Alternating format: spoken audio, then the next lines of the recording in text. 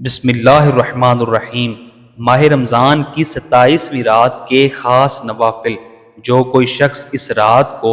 یعنی لیلۃ القدر کی رات کو 4 رکعت نماز نفل ادا کرتا ہے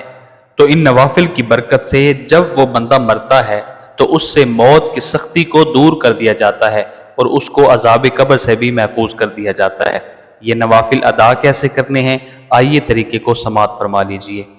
جو شخص اس رات کو 4 رکعت نفل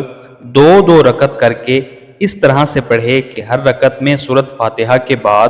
1 مرتبہ سورۃ تکاثر اور 3 مرتبہ سورۃ اخلاص پڑھے،